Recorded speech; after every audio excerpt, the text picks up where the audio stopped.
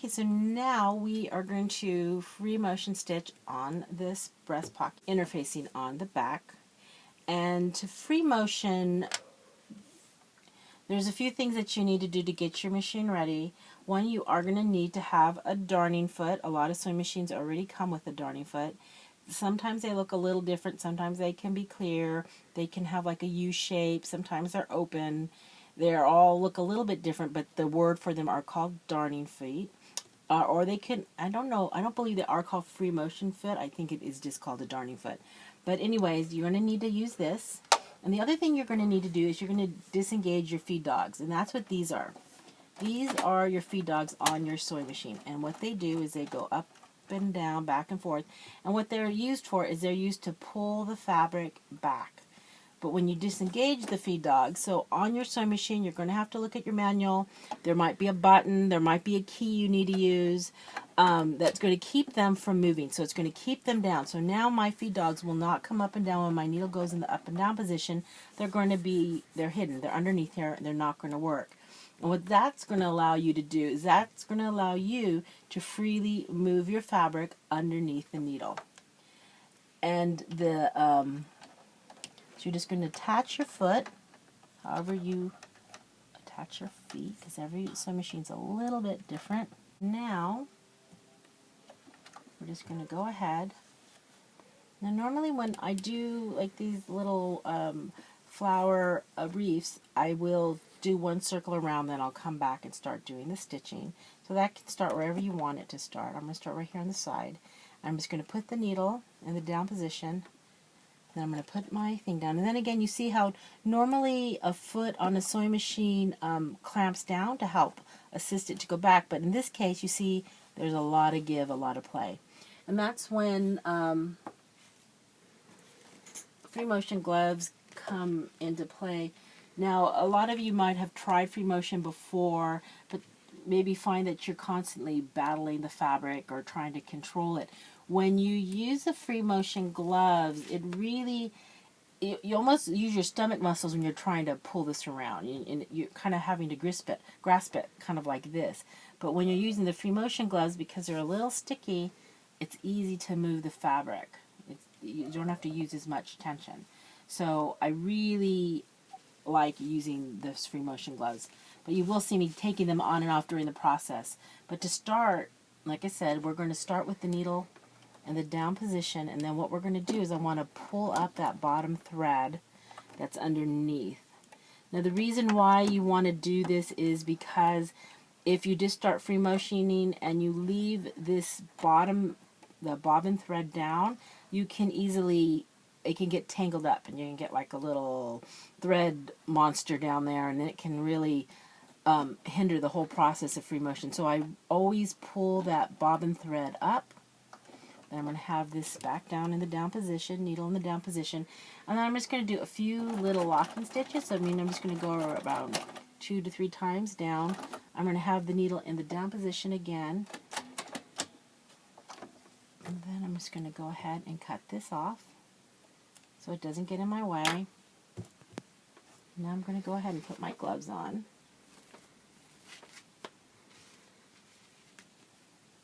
And like right now, if you wanted to have some sort of idea of what you wanted to do, you could have stitched it out or done a little doodle on it. Okay. And all I'm going to do to start is I am just going to do a circle around here. Just like this. And then like right here, let's say that your hands feel uncomfortable in this position. If you put your needle in the down position, you just go ahead and move it around if you want. Because again, you just want to always make sure that you're comfortable and you're not putting your body in any sort of a strained position. And so you're just going to go around here.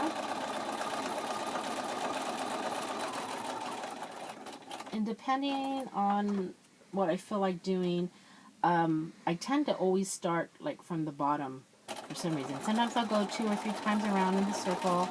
Again, that's kind of just up to me. Sometimes I'll put the words in. Again, it's just a design. So on here, I'm going to start by putting like a little flower down here at the bottom. So I'm just going to go around for the center part. Then I'm just going to go ahead You come around, you just see how it's just moving around, and then I'll kind of come back over and build it up a little bit. And then let's say now I'm going to maybe add another flower over here, but I'm on this point, so I think what I'm going to do is I'm just going to go ahead and start putting some leaves in here. And do some little curly cues like this. And you see quite quickly you're going to start to have the base of your leaf. And if you want to give it a little bit more of a bigger leaf, you can, and a little thing here. So you just keep kind of just going, and again you're just doodling. The thread is like your ink, or and you're just kind of going to come in here and just doodle away until you get to how you want it. Sometimes if you want, you can stop here and then you can come over here and do this side, or you can make it go all the way around. That's up to you.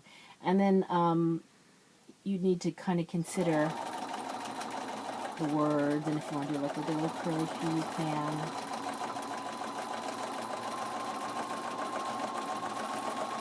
It just kind of changes as you go up. You can even put more flowers on here if you wanted to. See, I kind of outline that leaf a little bit more. And you just keep going until you fill it up the way you want to see it.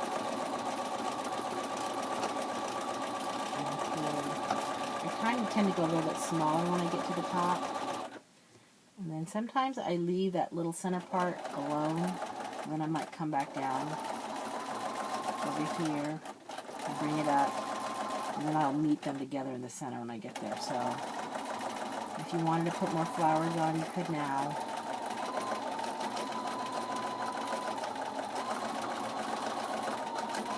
But if you wanted to, you could pencil stitch this in if you wanted to, if you felt better having some kind of a guide. I, for the most part, just kind of just do it as I go. I think it's easier than sketching over something myself. I'm not really good at going over lines that I've written, but you can totally do that if you want. And you see my hands are not really, I would say this hand's probably working a little bit more. My right hand is moving it around a little bit more than my left hand. But that, again, is just once you get used to doing it, you're kind of fine, but you don't need to have a dead grip. You see that, I mean, I could go a lot faster if I wanted to, or if I decide I want to take a little break and go a little slower, I can. So you're going to have to decide. You know, I'm getting up to the top of this one again, and now I kind of decide how I want to end it, or if I want to leave it like that. That's up to me. And if you didn't want to do a complete circle, if you wanted to have an open reef, you would start from here to here again. So it's just kind of playing and doodling. So next I'm going to kind of stop here, and I'm going to put some words in, and then I'll come back and decide how I want to maybe fill this in. And when I cut my string, I usually do take my glove off. I just feel better that way. I'm just going to go ahead, cut these threads. You see the back looks just like the front, just so you see that. And like, I'll go back over here and then get your word. Let's see. So a lot of times when I'm sewing, I will have, I'll just bring my word and I'll stick it here, or if I have a poem or something that I want to copy, I'll have it. I'm just going to go ahead and do a little poem. And again, if you feel comfortable at this point, if you want to go ahead and use a circle for a template, use the template that we use for this, and then write it out so you feel comfortable with your word spacing, you can do that. So if you want to kind of play with how you want the words to fit into the circle, you can do that. But on this one, I'm going to just do, let me see. So when you do the word, you see how I don't know if you noticed when I started here, I just did a few little locking stitches in there. So I did like a little circle right here about 3 times before I went in. That's so when I cut this thread, it's not going to come apart. So you always have to do a locking stitch on there. And then I'm just going to let this to wet. And this is how I do a T. I came up to the top, I stopped, I went back and forth. I'll do another T, and I won't cross like that. I'll show you a different way to cross T's. But I just kind of do them just in one motion. And then right here, I'm going to end it. So what I'm going to do is I'm just going to do a few locking stitches on that. And I'm not going to run my words together, so I'm going to stop this. I'm going to pull this up. I'm going to go ahead and cut this thread here. And then I'm going to put the next word below it. And again, you're going to see me do a few locking stitches in the beginning of this. Now there is going to be a T. I'm going to do the word beauty. And I'm not going to do it the way I normally do a T, because I'm going to show you a different way that you can cross it. And so here's the next word.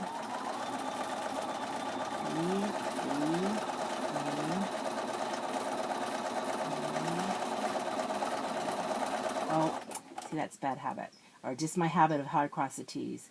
I was going to not finish crossing it, but I'll show you on a different thing. Beauty.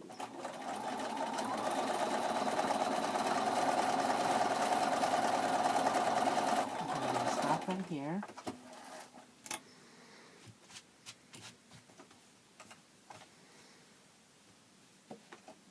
Let me see. Here's the next one.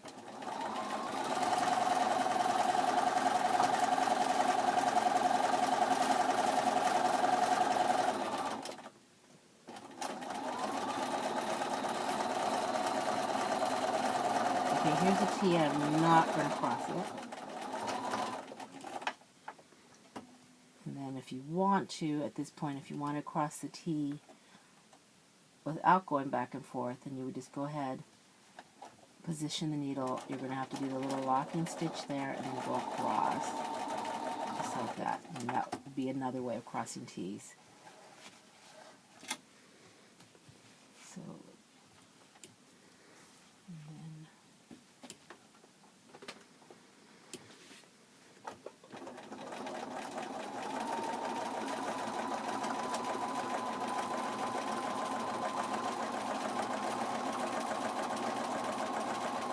now there's no eyes on here, because normally what I do is I dot my eyes with a little heart.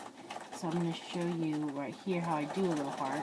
So how I do a heart is I just go up and down like that, and then I fill it in. So I just kind of sketch it, the outline, and then I come in and I fill it in. And that's how I'll end that one. But normally that's how I would do my T's. And then sometimes I leave these little threads. I don't cut them all off necessarily. Again, that's like a design element. And so with these threads, what I'm going to do is, because I'm not quite sure how I'm going to use them yet, I'm going to probably come in here and fill in a little bit more with some more flowers. I'm going to leave these long. I'm just going to kind of move these over here. I'm not going to keep this one, so I'm going to go ahead and cut that one off. I know I'm not going to use that, so these ones I will go ahead and trim. Because again, you don't want these excess threads to get in the way when you are free motion sewing, because it can really cause a big problem. You definitely want to cut these ones off in the back if you're going to continue to sew. So we cut all of these off. Those do not need to be there. And like I said, I'm going to probably keep some of these in, so I'm just going to kind of leave them long and kind of pull them over. And then I'm just going to go in and probably fill in a little bit more flowers in here and a few more leaves to finish this. And then I'm going to do the same process on the side pockets. Okay, so now what I'm going to do, now that this is finished, what I'm going to do is I'm going to put, this is the top of the fabric, and this is a double-sided fabric. This is a print-on-print, tone-on-tone print on it. And so now I'm going to do it with the right sides facing together. So this is the right side. I'm going to put that over that. And now, again, if we want to use a pin, we can. Maybe I'll put 1 or 2 pins in here, just to kind of And this stabilizer, you can go, it will, when you wash it, it will go away. I did go ahead and cut around a little, any little extra that was on there. And all I'm going to do this is I'm going to do 1/4 of an inch all the way around here. So you are going to lose 1/4 of an inch when we go and turn it back in. Just keep that in mind. So if you wanted your pocket to really be the size and you were going to add extra, you would add an extra 4 of an inch seam allowance around there if you wanted it to be bigger. And so I'm just going to go ahead and I'm going to start right here in the corner. I always do the needle. And then you wouldn't, I have it in my sewing machine, so I'm just going to go ahead and go with it. But I would have not have used the red thread. I would have went back to a natural color thread, but I'm just going to go ahead and use this one now. And then again, you just got to make sure you know where that 1/4 of an inch is on your sewing machine. And just go all the way around. Especially when you're using a thinner fabric, like a lightweight fabric or a medium weight fabric. Sometimes in a pocket it's nice to reinforce it, so that's why I like to use the two different fabrics, and the contrast is also nice. So right here I'm going to come to this thing and I'm going to put my needle in the down position so I could go ahead and pivot this around. And then I'm going to just continue on with the 1/4 of an inch all the way around. And I'm constantly keeping an eye on that.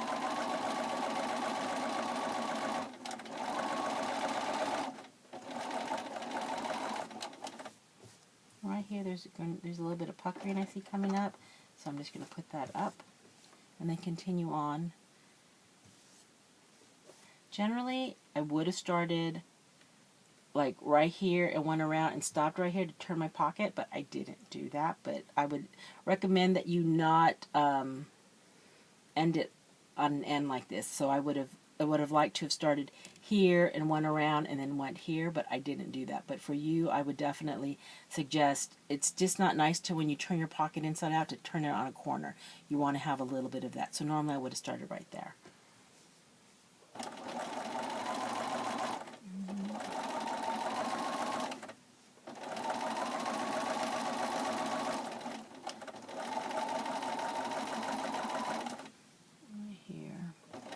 Sometimes if your seams aren't really matching up your cut, just kind of look to see where it's at so you don't lose a stitch, or have an open seam. So I'm going to stop right about here, and then I'm going to come back over here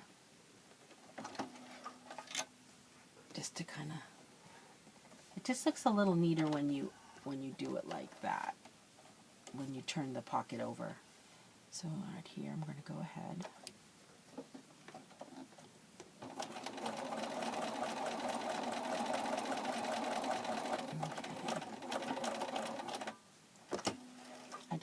I did a locking seam right there because of how I kind of did a little mess up there. So I'm going to go ahead and cut these threads off.